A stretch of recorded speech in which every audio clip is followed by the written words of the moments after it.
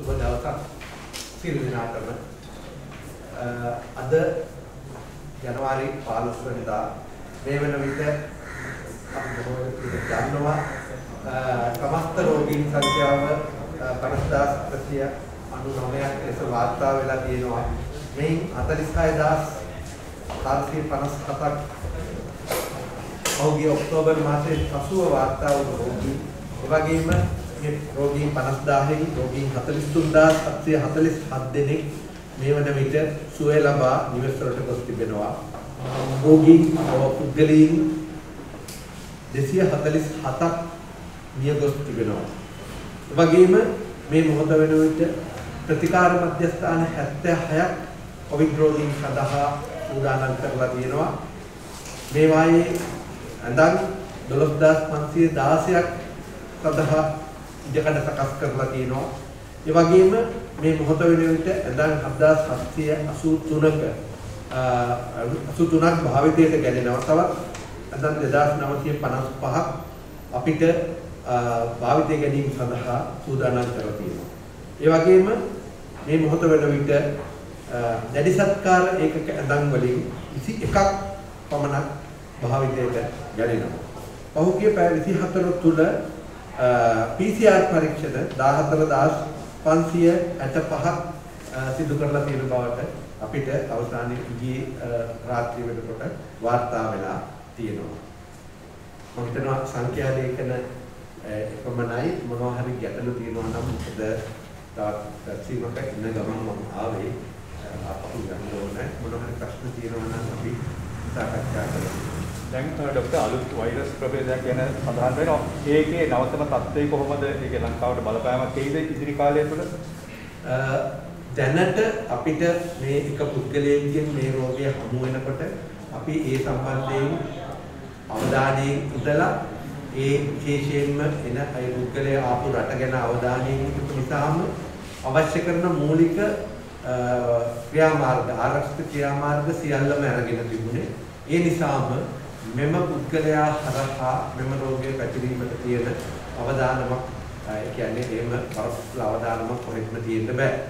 දෙවෙනි එක තමයි කොහොමදත් මේ රෝගය පැතිරෙන්න පුළුවන් පැමිණෙන්න පුළුවන් රටවල් ගැන යම්කිසි අවධානයක් යොමු කරමින් අපි ඒ ප්‍රදේශ වලින් පිටරටින් පැමිණෙන අය පිළිබඳව අවධානයෙන් ඉඳලා පරීක්ෂණයට ලක් කරනවා. කොහොමද සෑම දිනෙකම කෙසේ නමුත් PCR පරීක්ෂණයකට අනිවාර්යයෙන් පිටරටින් පැමිණිය අය ලක් වෙනවා.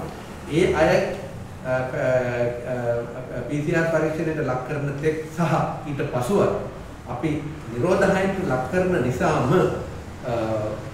මේ පුද්ගලයෝ හෝ මේ පුද්ගලයා හරහා එන අවස්ථාවේදී මේ වෛරසය හඳුනා ගැනීමට යම් ආකාරයකට ප්‍රමාදයක් හෝ එසේ නොවුනොත් ඒ රෝගය රට ඇතුළට මේ අවදානම අවම කරගෙනයි තියෙන්නේ. මොකද අපි අවශ්‍ය කරන සියලු නිරෝධායන සහ ආරක්ෂිත ක්‍රම විධාන යොදනවා.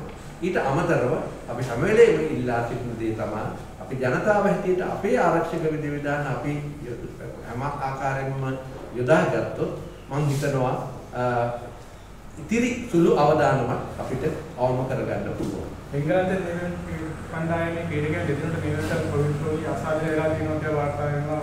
ඒ සම්බන්ධයෙන් තොරතුරු කොයි අපිට දෙදෙනෙකුට වාර්තා වුණා කියලා නම් මට වාර්තා වෙලා නැහැ. එක පුද්ගලයෙකුට රැඳුණු බව පමණයි අපිට වාර්තා වෙන්නේ. ඒ ඕර්ලේ රැඳලා ඉන්න අයට තමයි පිළිගන්න දෙන්නෙකුට වාර්තා කරලා නැහැ. ඔය සමහර විට ඔබ කියන්නේ ඒ පුද්ගලයා සමග එක කාමරේ රැඳී සිටි පුද්ගලයා නිරෝධායනට ලක් කරනවා. සමහර විට ඒක වෙන්න පුළුවන් මේ ආකාරයට මේ පරිවර්තනය කරලා සමාජයට සලකනවා ඇත්තේ. අපිට මේ දක්වා තවත් එක්කෙනෙක් පොසිටිව් බවක් වාර්තා වෙලා ඒකම මොකදස වැක්සින් එක ගැන ලොකු කතාවක් කරනවා. ඔක්ස්ෆර්ඩ් එකේ හරි ලංකාවේ නැත්නම් ෆයිසර් එකේ ඉන්න බවට තමයි සාකච්ඡා මට්ටමේ කියන බවට ප්‍රතිවාදව. හදිසියෙම SPC එක හදිසි අනුමත කරන්න අවසර දීලා තියෙනවාද? රුසියානු එන්නත ලංකාවට ගෙනියන්න සඳහා. එවැනි අවසර ගැනීමක් ගැන අපිට නම් එහෙම වාර්තා වෙලා නැහැ. ඒ වගේම එහෙම මේක සාමාන්‍යයෙන් ඉතාමත් කියන්නේ හදිසි මිලදී ගැනීමක් හැටියට ගැනීමට අවශ්‍ය වන්නේ නැහැ. මේ මොහොත වෙනකොට මා මේ සාකච්ඡාවට සහභාගී වෙලාවෙත් අපේ බෝන රෝග පිළිබඳව තියෙන අපේ උපදේශක කමිටුව තොප්පේ ජනරාල්තුමාගේ ප්‍රධානත්වයෙන් රැස් වෙලා සාකච්ඡා කරනවා.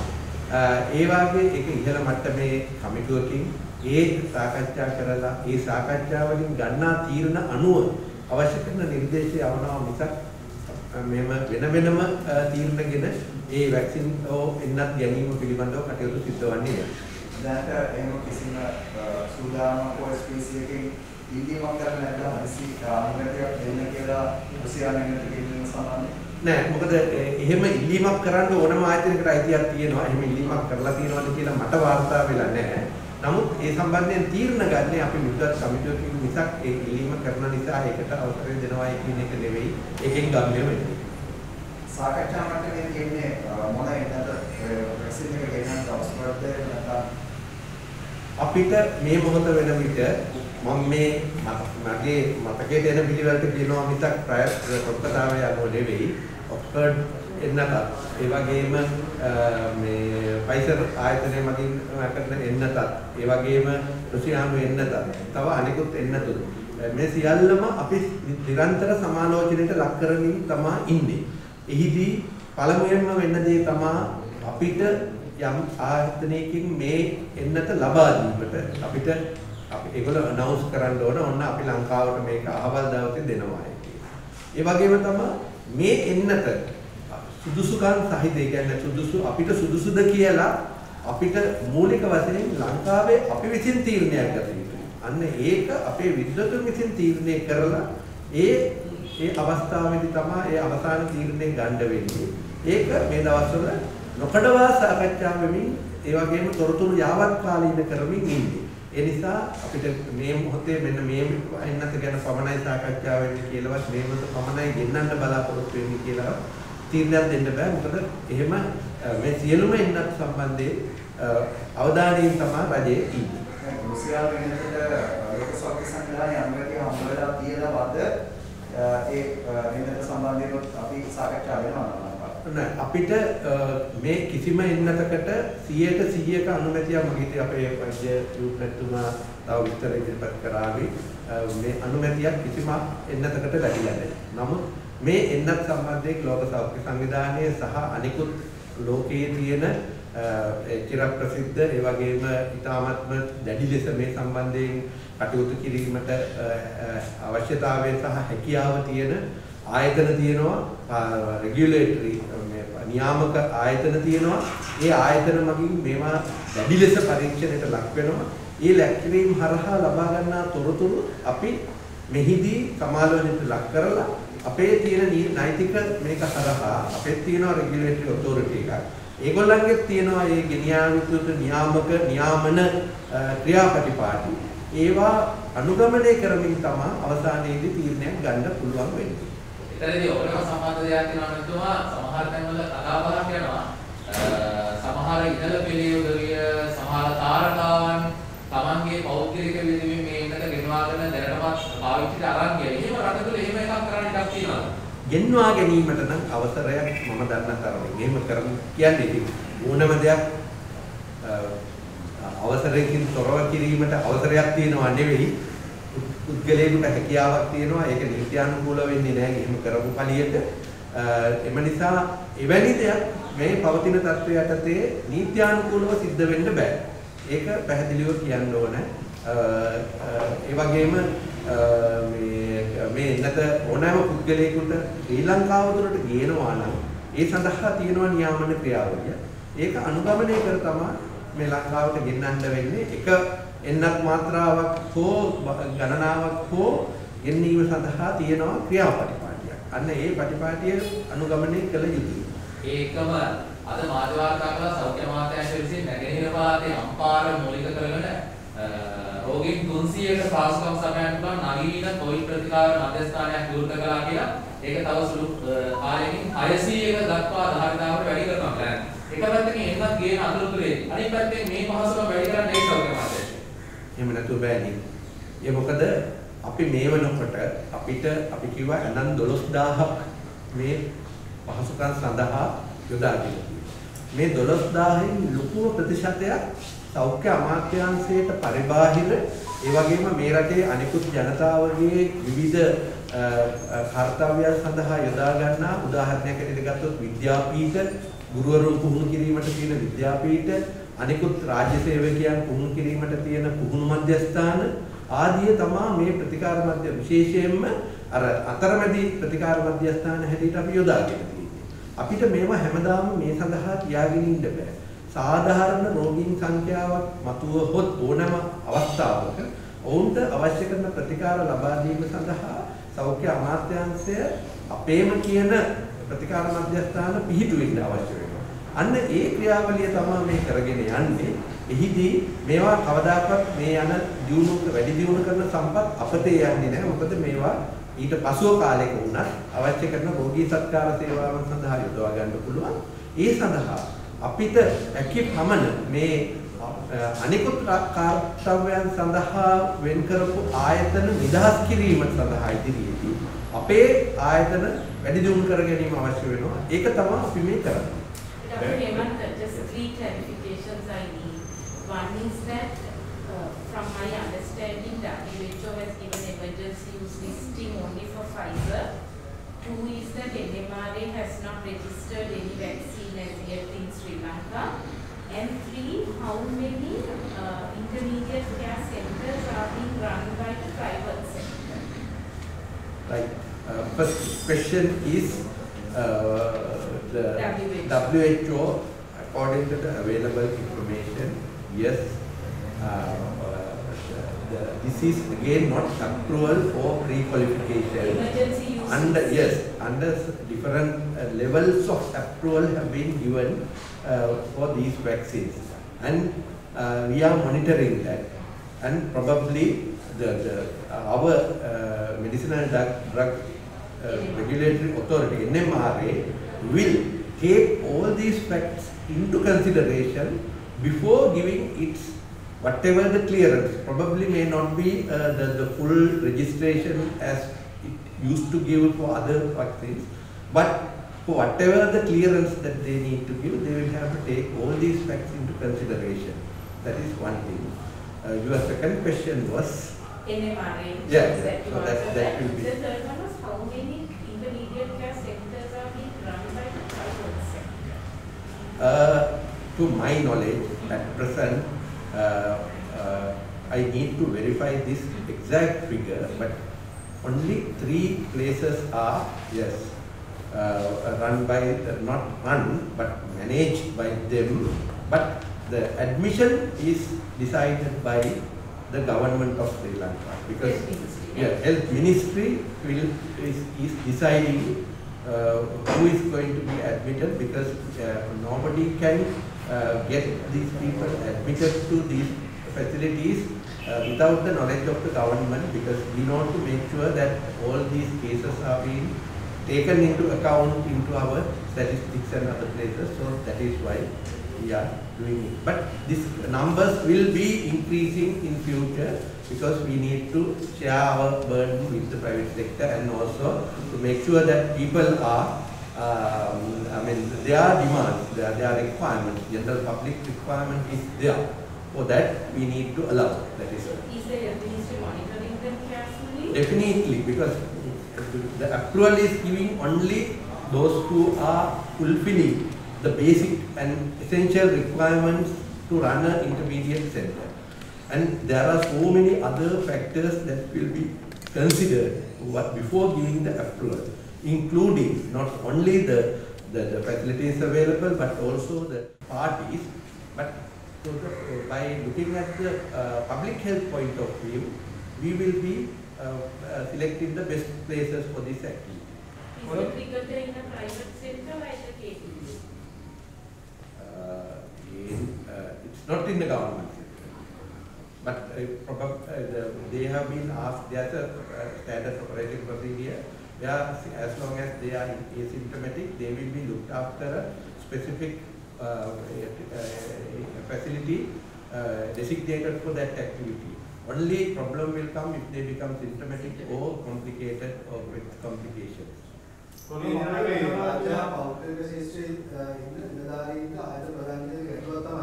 සාමාන්‍ය සිකුරාදා හවස මේ පොළොපැත්තේ ඉන්න උගා නිවාසී වල රාජකාරී කරන කට්ටිය සෙනසුරාදා ගෙදර ගිහින් ආපහු සඳ රාජකාරී එනවා. හැබැයි උගාත් එන්නේ මෙහෙම ගමන ගියාට පස්සේ සමහර සෞඛ්‍ය වෛද්‍යධාරී කාර්යාලවල දින 14 නිරෝධායනයක් කරනවා මේ වසනායන පළාතේ ගියා කියලා දැනෙනවා. සමහර ඒ වුණා. මේක සෞඛ්‍ය මන්ත්‍රී ක්‍රමවේදයක් තියෙනවා නිරෝධායන කියන්නේ කොහොමද මේ නැත්නම් ලෝකන්නේ සිසුවාදිත ගාමට ගිහිලා ආපහු එන මේ සාමාන්‍ය මනුෂ්‍ය කතාවක් කියන මේ උදේම ඒක කොහොමද සෞඛ්‍ය නෑ ඒක ගැන අපිට වාර්තා වුණ නිසාම සෞඛ්‍ය සේවා අධ්‍යක්ෂ ජනරාල්තුමා විසින් පැහැදිලි චක්‍රලේඛයක් නිකුත් කරලා තියෙනවා. සෞඛ්‍ය අමාත්‍යාංශයෙන් නිකුත් කරලා තියෙන චක්‍රලේඛ වලට පරිබාහිරව ඕනෑම ක්‍රියාමාර්ගයක් ගැනීමට ඒගොල්ලන්ට අයිතියක් තියෙනවා. මොකද මේක අපේ ස්වාභාවිකව තියෙන සතුරෙක් එක්ක කරන සටනක්. ඒ නිසා චක්‍රලේඛ වලට පමණක් යටත් වෙලා ඉන්න බෑ. නමුත් එවැනි තීරණයක් ගන්නවා නම් මොනවා හරි ගැටලුවක් තියෙනවා නම් ඒක සාධාරණීකරණය කරලා සෞඛ්‍ය සේවා අධ්‍යක්ෂ ජනරාල්තුමා සමග සාකච්ඡා කරලා එතුමාගෙන් අනුමැතියකින් තොරව මෙවැනි තීරණ ගන්න එපායි කියලා අපි පැහැදිලි චක්‍රලේඛයක් යවලා තියෙනවා. ඒ නිසා මේ මොහොත වෙනකොට මම හිතනවා මේ ප්‍රශ්නය විසඳිලා තියෙනවා. කඩේ වෛද්‍ය නිලධාරී සංඝයේ සභාපතිවරයාට ඒ ආසිත වෛද්‍යවරුන්ට කොරෝනා රෝගය ආසාදනලා තියෙනවා කියලා මේ වාර්තාවනවා කියන්නේ සත්‍යතාවයක් තියෙනවා. විශේෂයෙන් මට රෝගීන් පිළිබඳව විස්තර මම පුද්ගලිකවත් මේ විස්තර මම සපයන්නේ නැහැ. ඒ වගේම මම හිතනවා මාධ්‍ය හැටියට අපිට ඔබතුමාටත් මම වෙනම අහුවලා මම විස්තර ටික කියන්නම්. නමුත් මේක මාධ්‍යයේ ප්‍රචාරය කිරීම සඳහා එවැනි තොරතුරු ඉල්ලා සිටීම හා ප්‍රචාරය කිරීමෙන් වැළකී සිටින්න කියලා ඉල්ලා සිටිනවා. මොකද මේ පුද්ගලයන් රෝගීන් ගේ අනන්‍යතාවය සහ අනිකුත් දේවල් මම හිතනවා අපි මේ සෞඛ්‍ය කටයුතු වලදී මේ එළියට දමනයේ එච්චර හොඳ නැහැ. අපි මේ පිළිබඳව ඔයගොල්ලන්ට පුළුවන් තොරතුරක් එක්රස් කරගන්න සෞඛ්‍ය අමාත්‍යාංශය හරහා එවැනි තොරතුරක් අපේ අපේක්ෂා කරන්න එපා. අන්න ඒක තමයි. දැන් අපි දන්නවා රාජ්‍ය නායකයින්ට හැදිලා තියෙනවා. රාජරාජ මහාමාත්‍යවරුන්ට හැදිලා තියෙනවා. නමුත් ඒ අය පිළිබඳව ඒ ආයතන මගින් නිකුත් කරලා තියෙනවා ප්‍රවෘත්ති මාධ්‍ය නිවේදන හරහා. ඒ තොරතුරු මගින් ගන්නවා මිසක් අපි සෞඛ්‍ය සේවය හැටියට රජයේ හැටියට අපි ඒ පිළිබඳව තොරතුරු ලබා දීම අපිට සාර ධර්මානුකූල නැහැ. ඒකින්දයි අපි මේ සම්බන්ධයෙන් කටයුතු කරන්නේ. මම හිතන්නේ දැන් අපේ මාසාරයත් වැඩක්ම අවලංගන නිසා ඔබතුමාට විශේෂයෙන් තව සෞඛ්‍ය මාසයන්වලින් යමක් කියන්න තියෙනවා නම් කැමති අද මේ සෙන්සුරාදා සහ ඉදිරි දවස් දෙකේ අත වශයෙන්ම මේ දීර්ඝ නිවාඩුවත් එක්ක නිවාඩුව ඇත්තටම ආරම්භ වුණේ ගිය බදාදා. අද වෙනකොට තමයි අද වැඩ කරලත් යන්න පුළුවන්. ඒ නිසා අපි සියලු දෙනාගේම ග්‍රාම කාර්මිකව ඉල්ලා සිටින්නේ මේ මොහොතේ මේ දීර්ඝ නිවාඩුවත් එක්ක අපිට යා යුතුම ගමනක් තියනවා නම් පමණක් සංචාරණයේ යෙදෙන්න. එහෙම නැති හැම අවස්ථාවකම මේ වාගේ සතියන්තවල හැකි පමණ තමන්ගේ නිවෙස් වලට වෙලා ඒ කාලය ගත කරන්න. එසේ නොවුනත් එසේ ගියත් නොගියත් අපි පිට යන වෙලාවක ජනතාව එක්රැස් වෙන ස්ථානයකට මාකට් එකකට වෙළඳපොළකට කඩේකට යන ඕනෑම අවස්ථාවක අපි නොකඩවා කියනා වූ සෞඛ්‍ය පිළිකුල් නොකඩවාම කරගෙන යන්න කියන එක ඉතාමත් කාර්මිකව ඉල්ලා සිටිනවා. මම හිතනවා අපිට ඒ හරහා පමණයි මේ රට දුවන ගමන් මේ සියලු දේවල් වලට නීතියෙන් තහංච පවත්තන්න නැතුව අපිට මේ රටේ මේ රෝග තත්ත්වය පාලනය කරන්න පුළුවන් වෙන්නේ නීතියක් ගමන කරන්නේ නැතුව අපිම හිතාගෙන අපි මේවට අපි ආරක්ෂා වුණොත් ඒ සඳහා සහාය ලබා දෙන්න කියලා සියලුනාගෙම ඉල්ලා සිටිනවා. අවසාන වශයෙන් දැන් අලුත් වාර්තාවක් කියනවා මේ වාහනවල යන අතරතුරදී මේ උපාවරණය බලන්දාය ආයුති කියන එක ඒ සම්බන්ධයෙන් මොකක්ද කියන්න බලන්න. ඒකත් මේ අපිට බැලූ බැලමට ඕනම කෙනෙකුට හිතනවා වාහනේ ඇතුලේ ඉන්නේ මම මේක දාගෙන ඉන්නවද නැද්ද කියන එක අදාළ නැති වෙන්න පුළුවන්. එහෙමයි බැලූ බැලමට. නමුත් අපි මේ මම හැම වෙලේම කියන දෙයක් තමයි මටත් කියන්න පුළුවන් මේ මොහොතේ ඔබතුමන්ලා ඉන්නේ මීටර් කීපයක් ඈතක. නමුත් මමත් ඇකි හැම අවස්ථාවකම මේ මුවාවරණය දමාගෙනම මේ ප්‍රවෘත්ති සාකච්ඡාවට ඉදිරිපත් වෙන්නේ. අපිට දැන් මේක ඉදිරි කාල සීමාව තුළ පුරුද්දක් හැටියට මේක හැම වෙලෙම භාවිතා කිරීම මට හිතෙනවා වැදගත් වෙනවා. ඒ නිසා අපිට මේක කරදරකින් තොරව ඒක භාවිතා කරන්න පුළුවන් වෙන්න ඕන. දැනටත් අපි මමත් වාහනේ එලවගෙන යනකොට ඒක දාගෙන යන්නේ. අපි ඒකට පුරුදු වෙමුයි කියන එක තමයි මම කියන්නේ වඩාත් සුදුසු වෙන්නේ. ඇත්තටම මේ පූර්විකාවක් වගේ සපයනවා නම් වෛරස් එකෙන් අපි මේ සාකච්ඡාව මේ විදිහටම පසුගිය දවස්වල කරා. වෛරසයේ ස්වභාවයම උන්ගේ ස්වරූපය වගේම ජානප්‍රිය ස්වරූපය වෙනස් කරනවා. ඉතින් ඒ කුමක් වුණත් සමහරක් වෙලාවට ඒ වෙනස් වීම විකෘතිතාව වෙනවා. ඒ විකෘතිතා සමහරකට සම්ප්‍රේෂණයට රුකුලක් වෙනවා. සමහරක් විකෘතිතා ගොඩාක් උන්ටම හානි කරයි. එතකොට ඒ නම ප්‍රභේදය හරි අනු ප්‍රභේදය හරි ඉස්සරහට යන්නේ නැහැ. ඉතින් ඒක ඔහුගේ ඒ තියෙන ප්‍රාථමික මට්ටම අපි කියනවා වෛරස් එකක් කියලා කියන්නේ ආසාදිත ඒකකයක්. ජීවිකුත් නෙමෙයි. එච්චරට ප්‍රාථමිකයි ඔහුගේ පරිණාමය. ඉතින් ඔබ දැකපු ප්‍රවේශයට කුකුලක් විදිහට දැනට තියෙන මේ විශේෂයෙන්ම ඒ වෙලතිය තියෙන ප්‍රභේදයේ සම්ප්‍රේෂණය වීමේ හැකියාව අනිත් ප්‍රභේද වලට වඩා වැඩි. මොකද ඔබ හොඳටම දැකලා ඇති පෞද්ගලික සති කීපය තුළම ඒකේ විරුලන්ස් එක කියලා. එහෙම නැත්නම් ඒකෙන් රෝගිය බෝ කළා අසාධ්‍ය තත්ත්වයට පත් කරන එක හොඳ වෙලාවට අඩුයි. මොකද විශාල වශයෙන් ඒක පැතිරීමේ ස්වභාවය වැඩි. ඉතින් එහෙම ඒ ප්‍රභේදය හැදුණයි කියලා හරි අනිත් ප්‍රභේද වලට හැදුණයි කියලා හරි ඒකට තියෙන ප්‍රතිකාර හරි එහෙම නැත්නම් ඒක හඳුනා ගැනීමේ ක්‍රමවේද හරි එහෙම නැත්නම් විශේෂයෙන්ම ඒකට වළක්වන ක්‍රම එහෙම වෙනස් වෙන්නේ නැහැ.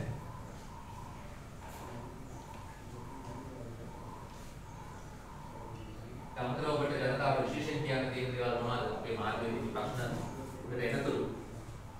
නැවත වතාවක් කියන්න තියෙන අපේ තියෙන මූලිකම සිද්ධාන්ත තමයි. දැන් විශේෂයෙන්ම මේ පැත්තට සම්ප්‍රේෂණ අලුත් ප්‍රභේදයක් වුණා අපි ගිය අවුරුද්දේ ජනවාරි මාසේ ප්‍රභේදය වුණා පැතිරීමේ ක්‍රමය ඇවිල්ලා එකමයි. ඒ කියන්නේ ශ්වසන කෙළබිරිදි මගින් තමයි මේක පැතිරෙන්නේ. ඒ වගේම තමයි මේක අලුත් ප්‍රභේද වුණා පැතිරීමේ වෙනසක් සිද්ධ වෙලා නැහැ. එතන විශේෂයෙන්ම අපි ගිහිල්ලා පෘෂ්ඨයක් මත අල්ලගෙන අපේ මේ නාසය හරි අපේ කටේ හරි එහෙම නැත්නම් ඇස් වල එහෙම තවරුනොත් ඒක යනවා ඒ තරමයි. එහෙම නැත්නම් කිවිසීමකදී ගැස්සකදී අපි අතරම මේ හයියෙන් කතා කරනකොට හරි දැන් ඔබට පේනවා මොකවටවත් දාගෙන මුඛවසමක් දාගෙන තමයි අපි මේ මාධ්‍ය සාකච්ඡාව වුණා පවත්වන්නේ. ඉතින් එච්චර දුරකට අපි අපේ මුව හරි අපේ මේ රූපේ හරි වහගෙන තමයි අපි මේ මාධ්‍ය සාකච්ඡාව නම් කරන්නේ දැන් පවත්වන්නේ. මේ වගේ මාධ්‍ය සාකච්ඡා ඊට ඉස්සෙල්ලා අපි එහෙම පවත්වලා නැහැ නේද? ඉතින් ඒ හින්දා අපි මේ පාවිච්චි කරන්නේ ඒකල සම්ප්‍රේෂණ වෙන ක්‍රම එකමයි.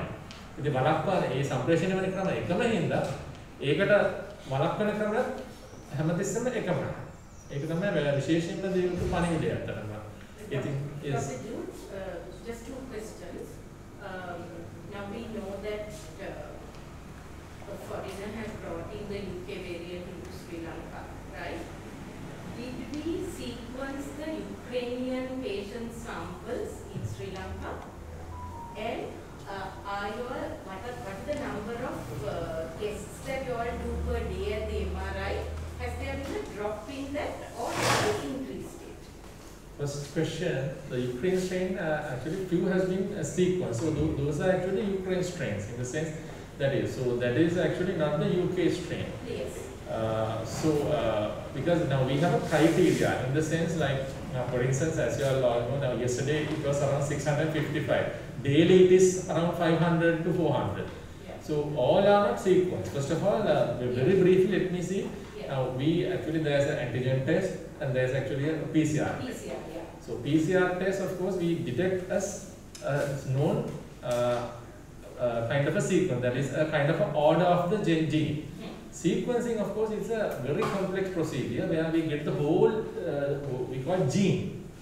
So there are thousands of a sequence where we actually put into a sequencing machine and we actually read it just like a very complex map. We read it. But PCR of course after 6 hours we put the extraction and we put into a machine and it's actually even though it's a like meticulous process, interpretation is not very much challenging. So because the question can ask is why can't we do 1,000 sequencing kind of, but it's a kind of a so there's a criteria at the beginning those who are coming from target countries. And then of course those who are actually having a few genes in the, now for instance in a PCR, we need to have at least 2 genes as per WHO criteria, right? Say for instance you are a male and you need to know whether you are a Caucasian or what is your ethnicity. You are a female, but we need to know for certain instances your pedigree, right? Like that. So WHO has clearly said, so we need to have 2 genes. Sometimes the spike gene is not detected. Then of course there's an alarm. Why the spike gene? Because the spike gene is the one that is actually, a spike stands for attachment. Now for instance, something like this, as you all know, corona has crown. So it will go and bind with the our nasal receptors. So second question is, so they have not been detected as kind of a UK strain. So the third question, of course, we have been increased. Our capacity was around 800,000. Now we have actually increased to 1,500, 1,800 along with all other tests also. Now, for instance, in the lockdown period, some of the field tests were actually not requested at all. Now, of course, the country is also normal. Surgeries is also now going on, and other routine tests also now actually requested. So, but in spite of that, we have been increased. I think the national capacity also slowly increasing, but because of the rapid antigen test and of course the detection methods, you may see it as a stagnant. But the thing is, on and off, there is actually increasing. Relatively, it's a static, but it has been keeping on. MRI has actually increased with another machine and another extraction systems. So 1,800, 1,500 to 1,800 per day. Per day, yes. No. Because it has been ever now for the instance like now, if you detect especially at least 100 from a cohort, the very next day, of course, we do get the first contact. Something like 10. That depends on the household. Now, for instance, I don't want to mention Colombo වගේ ඒ household එකේ හරි ඒ lane එකේ කට්ටිය I think එවනවා. ඒ වගේ නෙමෙයි ඉතින් දැන් ටිකක් ඈතට ගියාම රත්නපුරේ වගේ නම් ගොඩක් වෙලාවට ඒ lane එකේ. So that depends ඉතින් it keep on constantly thing they same. So marvelous job is done by the public health and the other people because collecting 300 sample from the village and this thing they take insults නිග්‍රහ කරනවා. ඉතින් ඒක ගොඩක් මේවා කළා අපිට දැනෙන්නේ අපි පැටර්න් එක ඉස්සරහට ගෙනියනවා ඊළඟ දවස් දෙකේ අපිට තමයි බබා වෙද අපි ඒක මේවා කළා රිසර්ච් දීලා ඉතින් කරනවා. තව පොඩි කාරණයක් කියන්නේ ගොඩක් කලකට මේ නිතර නැගෙන මේක චෝදනාවක් විදිහට එන්නත් පුළුවන් නැත්නම් ඇයි මේ මෙච්චර කල් ගත වෙන්නේ කියලා. ඉතින් දැන් අපේ විතරක් නෙමෙයි දැන් 27ක් වගේ තියෙනවා. දැන් 28 වෙනි ලැබ් එකත් මේ පෙරේදා ජාතික රෝගලේ PCR ලැබ් එකේ හරියා. ඉතින් දැන් ඒක 200ක් හරි 800ක් හරි කරන්න පුළුවන් තැනකට ගොඩක් කලාට කියන දවස් සතිය සමහර දිනවල 1000 කියන්නේ 1.5ක් 2.5ක ගුණියතියක් එනවා.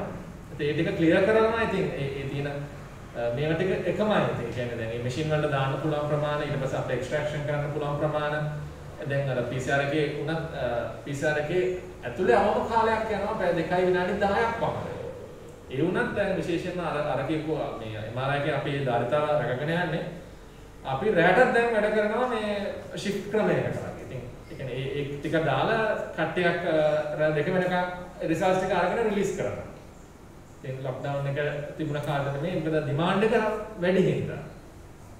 සමහරවිට තාක්ෂණික ප්‍රශ්නයක් තියෙනවා. Oh please. දැන් ඔය වැක්සින් දෙක ගත්තොත් අපි ආරම්භයේ පදම් කරගෙන මේ විදිහට වැක්සින් දෙකට පෞද්ගල වැක්සින් දෙක යාරින්න ප්‍රශස්ත තත්ත්වයක් වෙනස් එකක් තියෙනවා මනස වගේ ඉතින් පොඩක් කියන්නේ කොහොමද මේ විදිහට වෙනස් වෙන්නේ? ඔය මේක නව තාක්ෂණයක් මේකට එකතු වුණා. මේකට කියන තව ටිකක් නිර්වැළි වුණොත් messenger RNA කියලා. mRNA කියලා.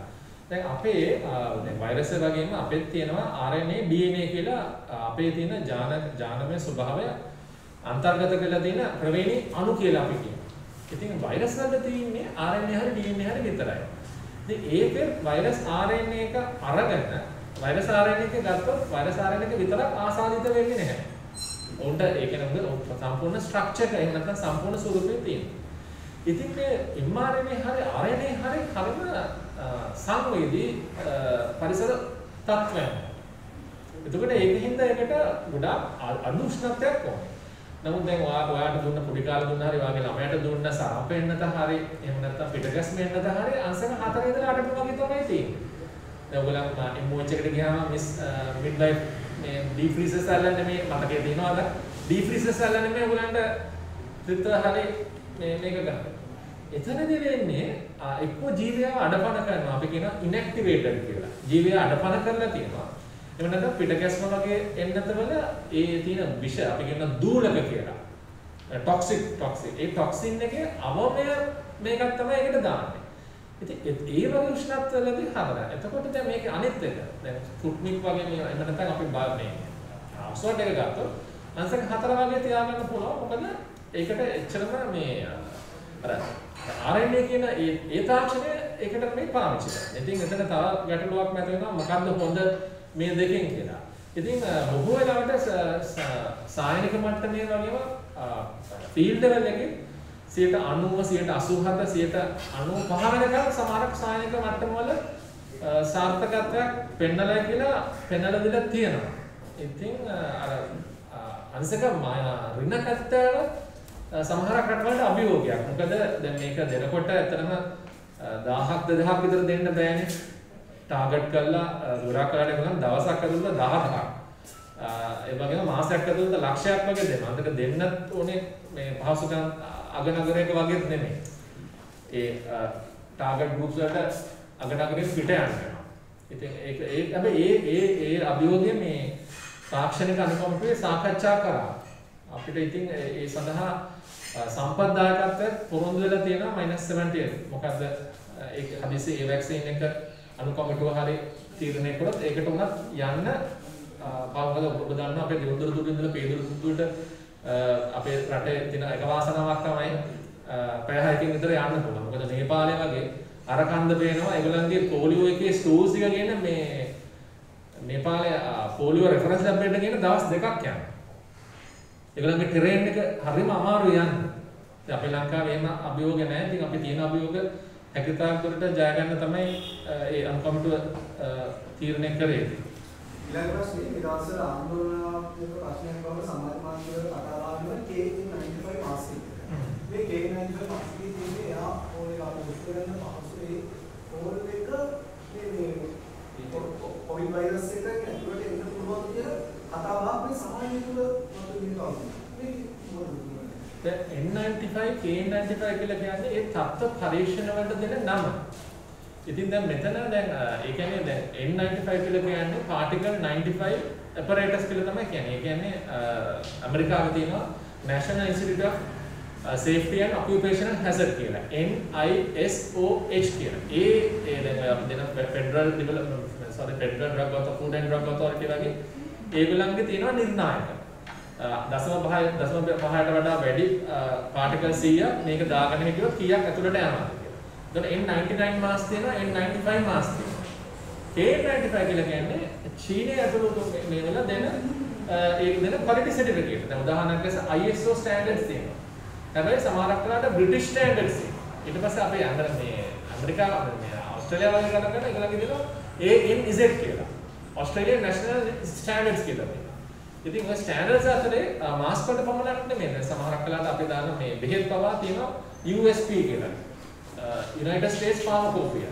ඊට පස්සේ දෙනවා BP කියලා තියෙනවා. British Pharmacopoeia කියලා තියෙනවා. ඒ අතරේ චූටි වෙනසක් තියෙනවා කියලා තියෙනවා. ඒ කියන්නේ 92ක 91ක විතර particle apparatus කියලා තියෙනවා. ඉතින් ඒකෙදී උනත් ඒ පවත්වාගෙන යන්න පුළුවන්. නමුත් වැඩේ තියෙන්නේ දැන් අපි K95 මාස්ක් එකක් හරි දැන් මෙතන මේ ප්‍රශ්නකුත් යොමු කරලා දෙනවා මොකක්ද හොඳම මාස්ක් එක කියලා.